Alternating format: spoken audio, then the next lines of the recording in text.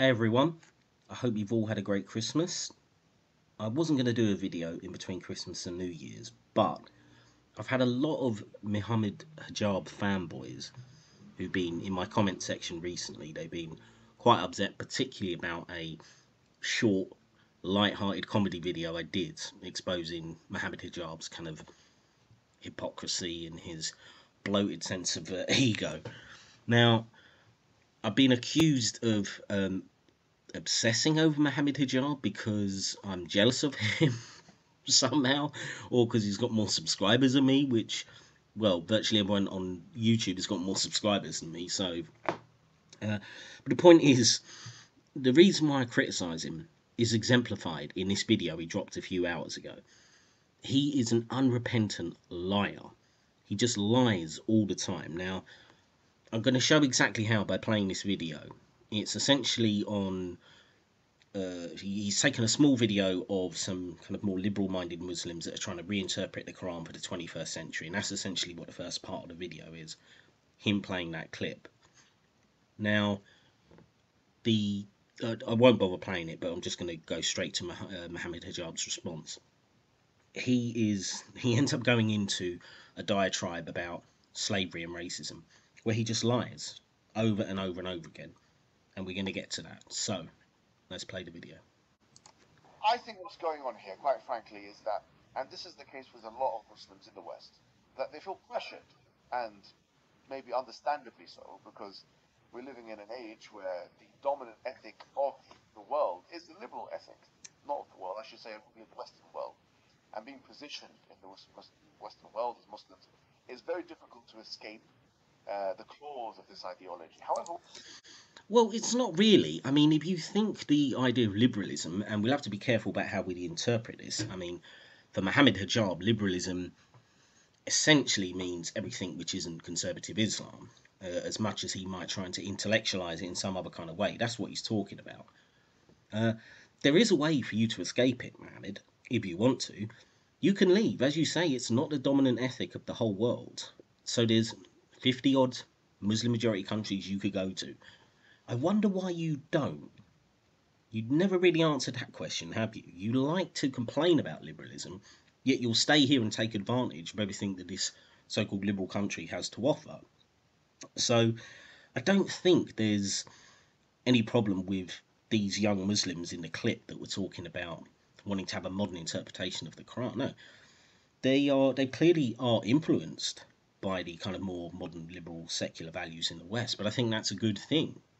And they're trying to bring their religion into the 21st century the way that everybody else has to. You don't like that because you're an authoritarian, Salafi type Muslim who wants to impose Sharia on everyone. So obviously you've got a problem with that. These Muslims are trying to find a way for their religion to fit in a modern world. I think that is the way that Islam needs to go. You're trying to stop that, and that's a problem. what I will say is this. In fact, um, really and truly, you have to look at liberalism as another religion.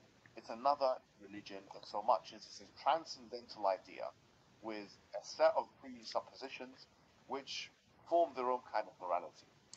Well, what does that mean? It's a transcendental idea. I mean, you could pretty much say that every idea is transcendental in the way that it kind of exists in your head. It's not a concrete thing, but there are very real concrete consequences that come out of each ideology.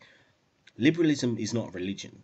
There's no dogma to it. There's no God to it. There's no rituals to it. So it's not a religion. It's a belief structure that's built on certain ideas about the world. Um, and it's clearly a lot better than Islam, in my view. And I'd be quite happy to go into detail on that in another video. And this, in fact, is how some people like Charles Taylor and other sociologists define religion itself. The example that they gave, though, in the video is not something which is as controversial as one may think it would be.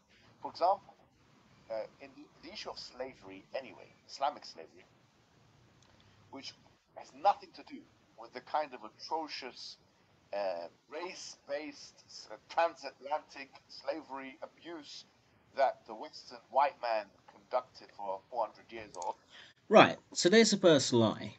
well, there's several lies in there, but let's look at the first one when you say Islamic slavery historically was not race based. Okay, tell that to the tens of millions of Africans from East Africa that were part of the Islamic slave trade for over 1,000 years. You're saying that's not race based? It was just a coincidence that most of your slaves, virtually all of them, came from Africa. They were all black slaves. And let's be clear, there was also a lot of slavery that went through Europe. I mean, it was tended to be in the later centuries at the same time as the transatlantic slave trade. Um, but there was, hundreds of thousands of Europeans were being taken by the Barbary pirates, who were North African Muslims. So this idea that it wasn't race based is absolute bullshit. Secondly, to say that it wasn't anything like the transatlantic slave trade. I mean, it was worse. You only have to look at the historical work that's been done on this. I mean, things like castrating all the male slaves, the the body count of just getting the slaves back to the Muslim part of the world from East Africa was enormous. So to try and pretend that there's this evil transatlantic slave trade, which was nothing like the way that Muslims were carrying out slavery, is a fucking lie. And he knows it. over that in the transatlantic region. No, we've got nothing to do with that. So I think first and foremost saying that, well, the Quran allowed it, but it didn't allow that kind of slavery. And that, Well, it didn't know. See, the Quran is kind of vague in terms of, yes, it allows slavery, it allows sex slavery, but it doesn't go into a huge amount of detail about it. It doesn't say you have to treat your slaves in such and such a specific way. Now, you get a lot more details in terms of the hadith. Yeah, I mean, you get a few little bits and pieces about, oh, they should eat, the same food as you eat, and there's all sorts of ways you can interpret it. But there's nothing in the Quran that prohibits violence against your slave, um, and it specifically grants you the right to essentially rape the slave by having sex with them. So, yeah, I mean, again, it's just more lies. and us needs to be very, very clear. Because, quite frankly, in the imagination of the Westerners, this is when someone says slavery, you imagine an innocent black man being whipped or lynched or hurt and racially abused.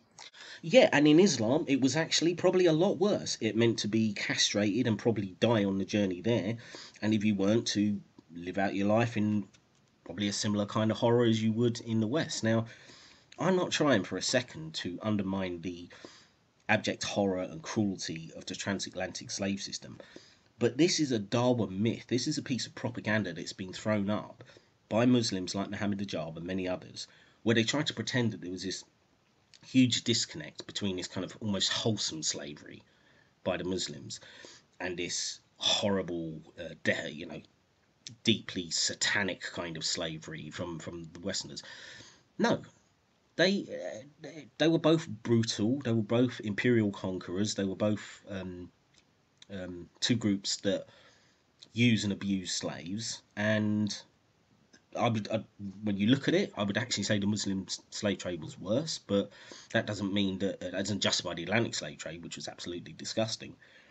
But this attempt to try and separate the two, again, it's just really dishonest.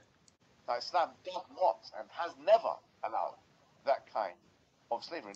Yes, it has. Fact, there is a specific kind of slavery which only we would say we are allowed to have with Allah, which is that ultimate and unconditional obedience. For the Prophet ﷺ told us, لا طاعة لمخلوق في معصية الخالق. There is no obedience to the creation in the disobedience to the Creator.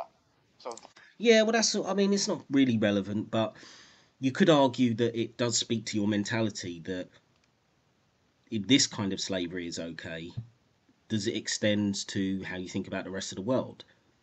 I mean, if you're saying that your ultimate belief system is based on you being a slave, it might explain why Muslims have so many, particularly Dawa Muslims like yourself, love pushing this apologetic that either Islam didn't have slavery or it was such a nice kind of slavery that what you're complaining about. And perhaps this does stem from the idea of you being a slave to Allah. I don't know. this ultimate kind of slavery only exists with Allah subhanahu wa ta'ala, with God Almighty. As for indentured servitude or selling and buying, of course, this existed at the time of the Prophet, and No, it was slavery. Again, this indentured servitude. Yes, I mean there was indentured servitude as well in terms of you could do things like um, kind of sell yourself into slavery, kind of debt bondage thing where once you paid off the debt, then you're set free. But that is a separate category. Slavery as a category existed and was a fundamental part of Islam from its inception. Muhammad was a slave trader. Every single Muslim empire was heavily dependent on the use of slaves, as far as I know, and there was no movement towards really stopping it. It happened to be the West that forced most Muslim countries to stop, either through military pressure or political or economic pressure. they're right to mention that this was not something which was abolished outright. However, Yeah, it wasn't abolished at all. So, you're acting as if it was like, oh yeah, slavery was allowed, but it was kind of frowned upon. Bullshit.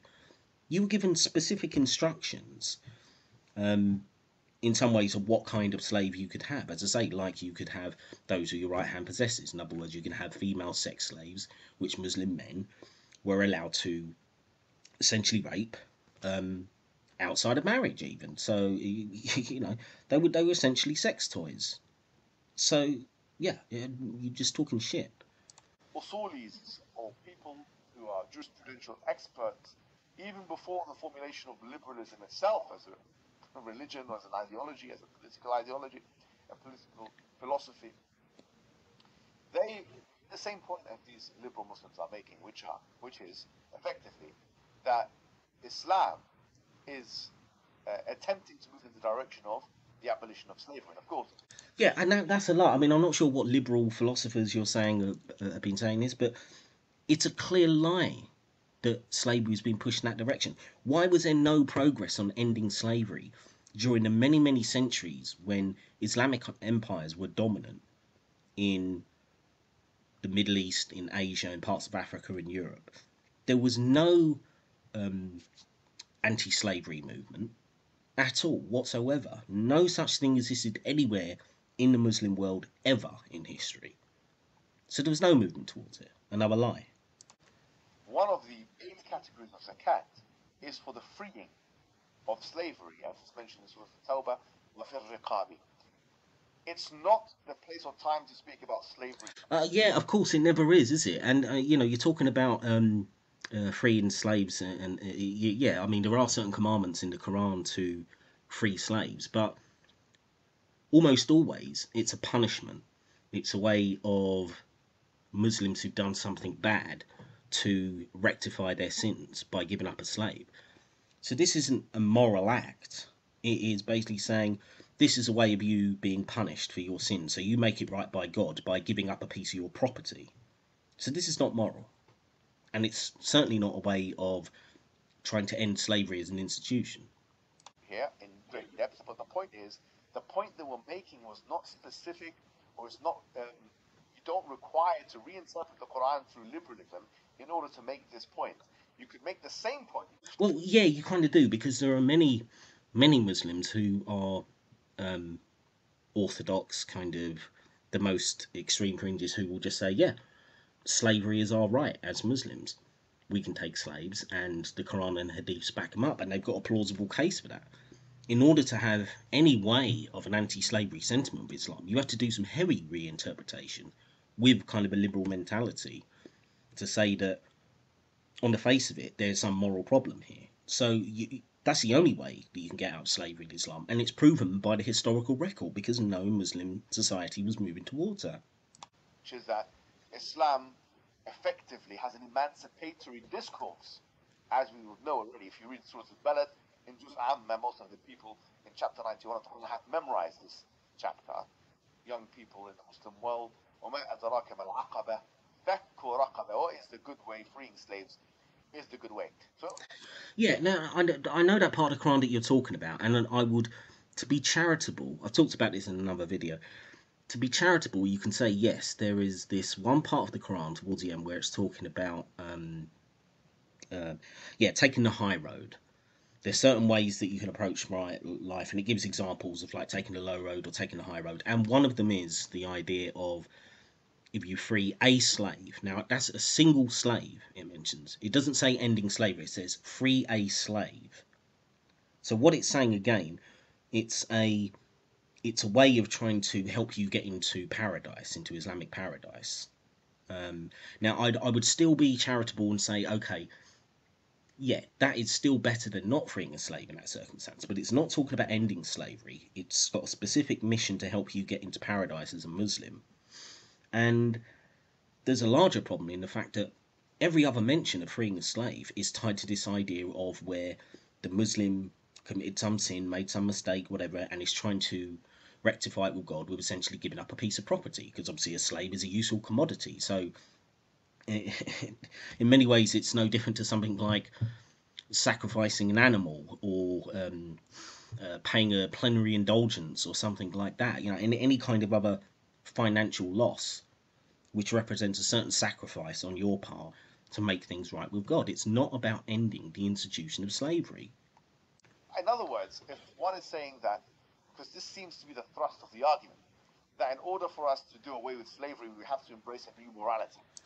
Well, yeah, you would. You would have to embrace a morality that fundamentally says that slavery is wrong to its core, based on its own principle. Fundamentally, it's a bad thing to own someone as a piece of property, to have that control over someone.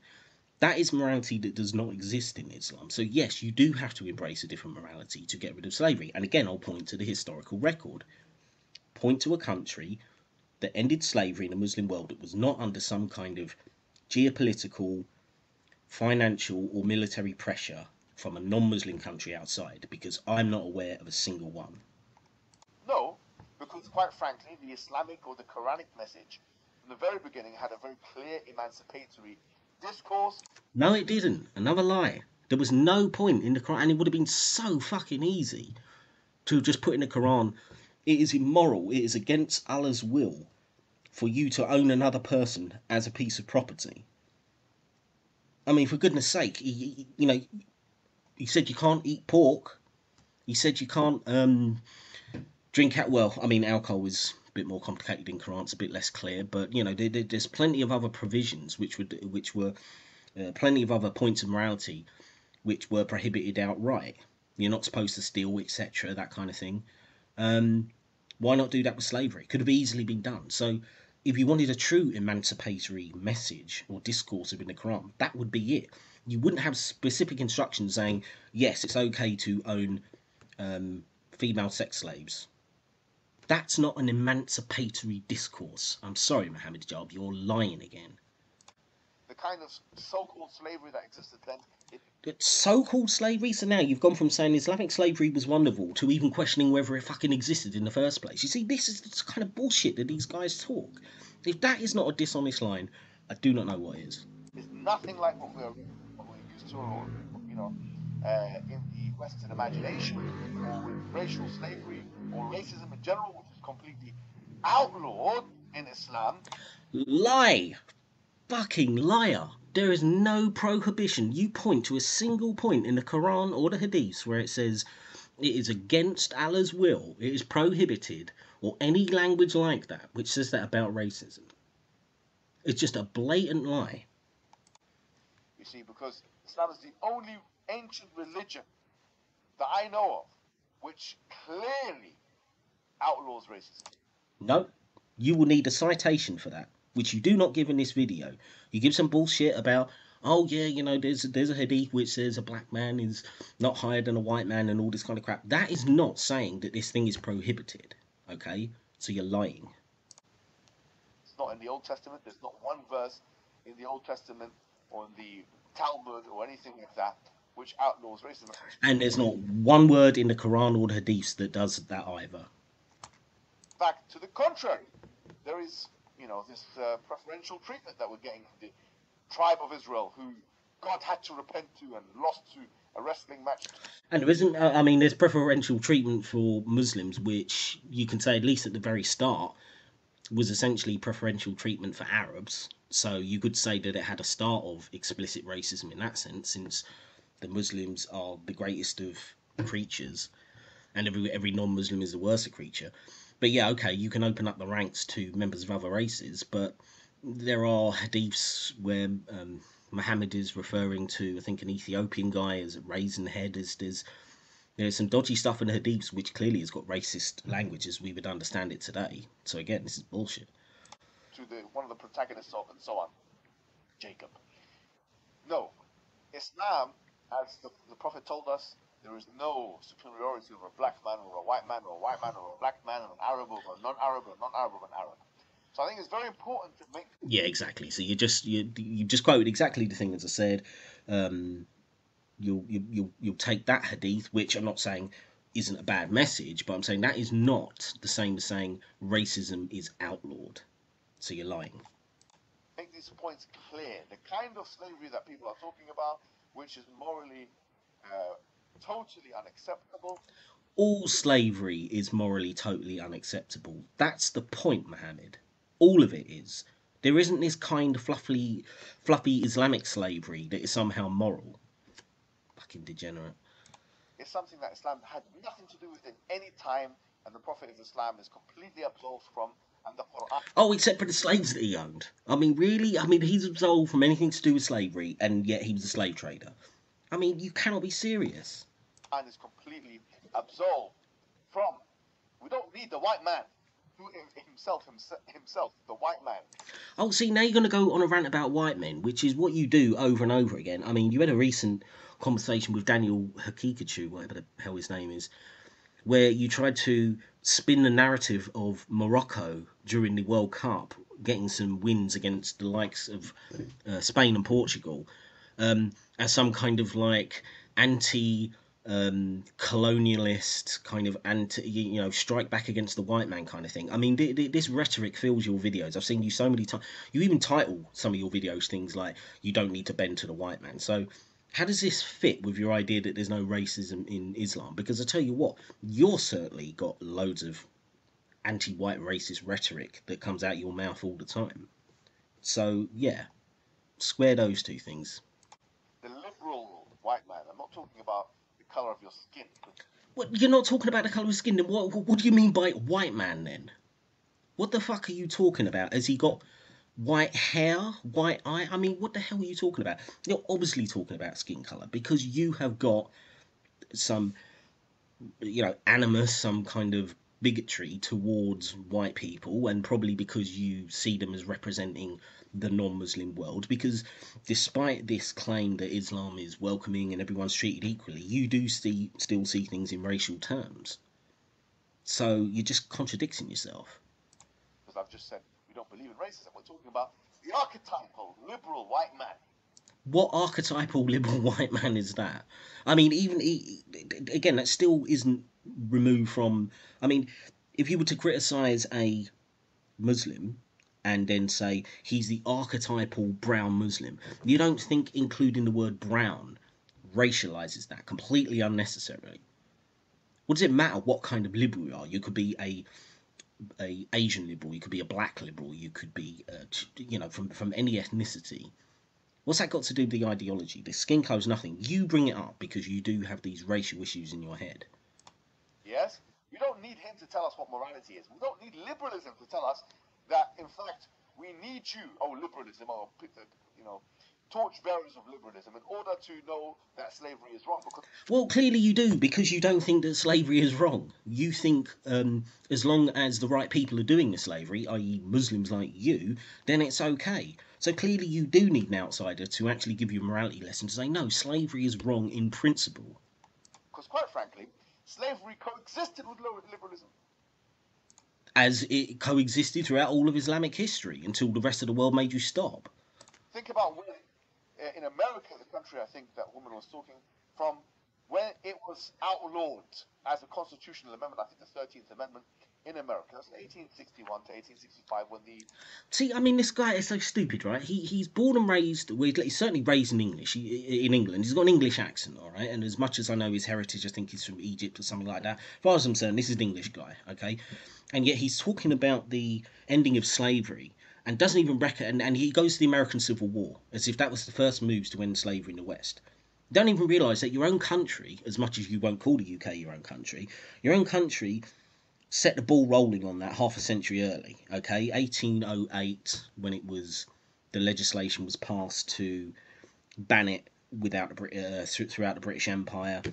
1837 to 1808 to ban the slave trade, and then 1837 to outlaw slavery in general. So you're talking, 50 years before, and 20 to 30 years before the American Civil War, which was about deciding slavery in that particular country. But the anti-slavery movements in other Western countries had all that, and in fact, you go back to you go to France, or even earlier. I mean, the French Revolution in the late 1700s, the French outlawed slavery throughout the French colonies. Unfortunately, before Napoleon came back and reintroduced it, but the anti-slavery movements in the West go on far longer than pointing at the American Civil War. So you're so ignorant. It's just painful. Civil War happened, and as a result of it, slavery was outlawed. But we know that the founding fathers of America were really some of the main figures of liberalism, and all of them, if not had slaves themselves, allowed it to happen. Well, again, see, I mean, I don't even know how you're using this term liberalism. It just seems to shift. I mean, I wouldn't say necessarily the founding fathers were like champions of liberalism or embracing liberalism. It really depends how you use that term. I mean, certainly embrace Enlightenment ideals, which for some of the founding fathers meant ending slavery, and yeah, some of the founding fathers were also slave owners, etc., etc. But again, conflating liberalism in that, I mean, what are you talking? I mean, liberalism's got so many different forms, so this is just straw man. But if you want to talk about slavery in the West, which I think liberalism is just your kind of synonym for the West, yeah, there's a complicated history there where slavery was ongoing and all these new ideas about emancipation and liberation and Enlightenment thinking were fighting. That doesn't, again, it's not passed down by God. This is a gradual moral progression. And obviously, it's going to fight against the current system which slavery was abundant in. And it took a long time for the ideas of anti slavery to beat the ideas of slavery. But it did happen. And there's been no going back. That's not happened in Islam. And you should be embarrassed that you are still advocating for slavery, which is what you are doing. As much as you'll pretend that you're kind of, oh yeah, Islam was going against slavery. You believe in Sharia, and under a Sharia state, you can have slavery. And so you know that you would never come out and say, in no circumstances, you'd be against slavery. As many of you would know that. So there's nothing intrinsic about liberalism as an ideology, which, for example, to use this slavery example that they gave, would outlaw, or without even outlaw racism. We know that racism was something which existed.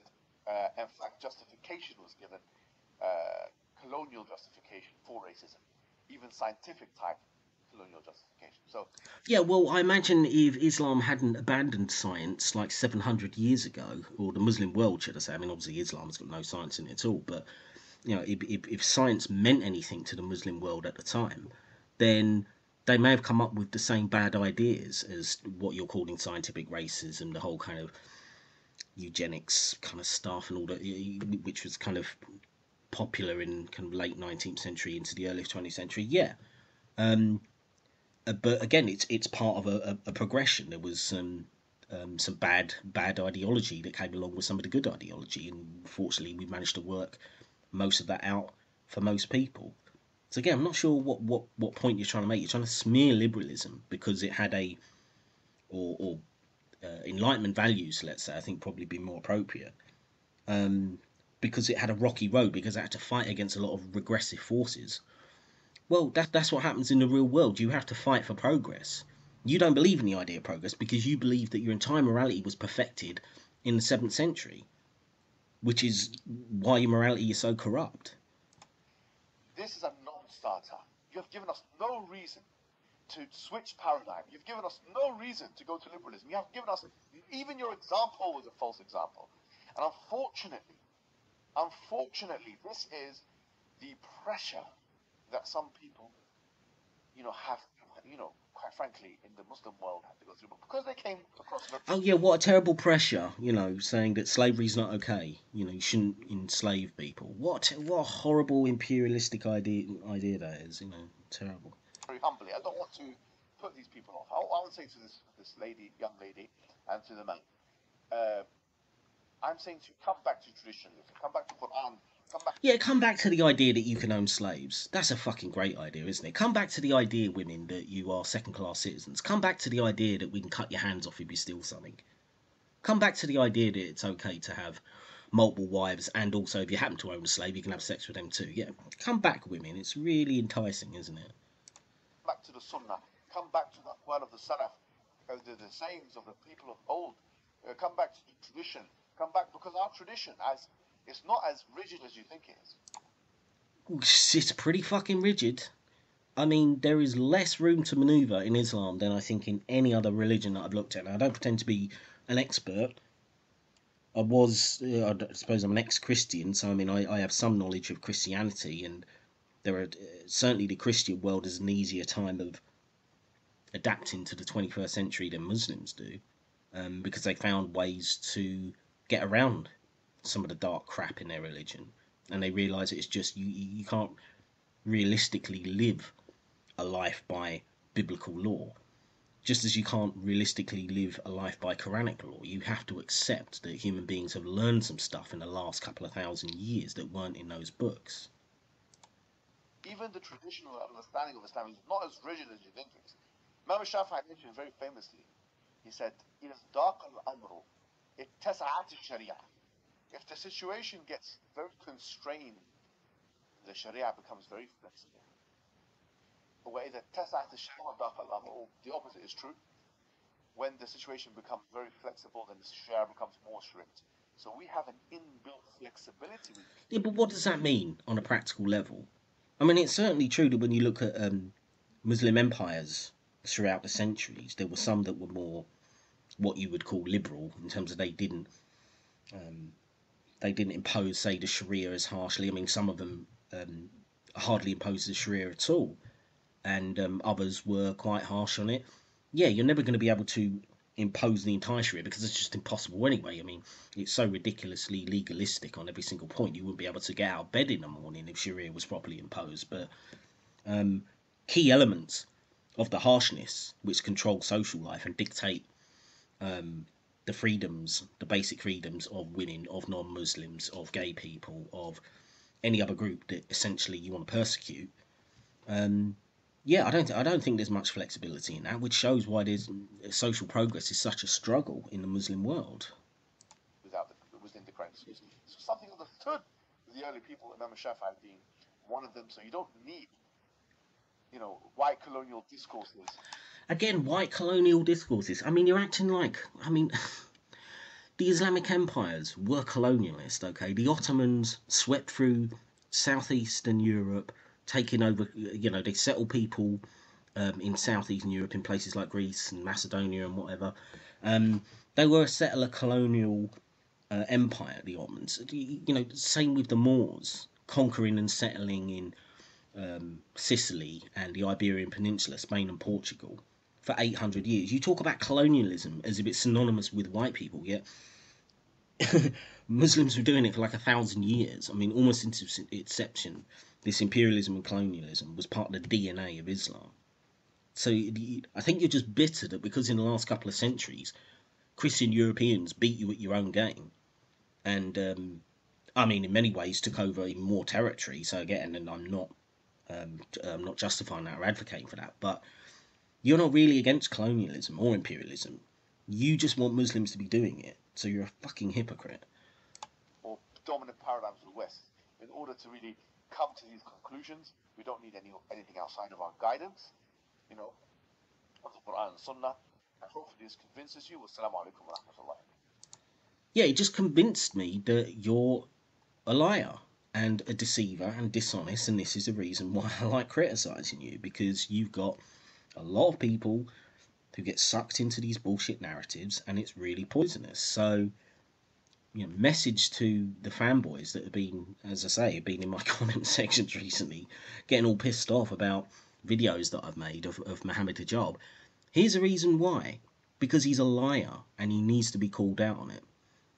Anyways, for everyone else, I hope you enjoyed the video.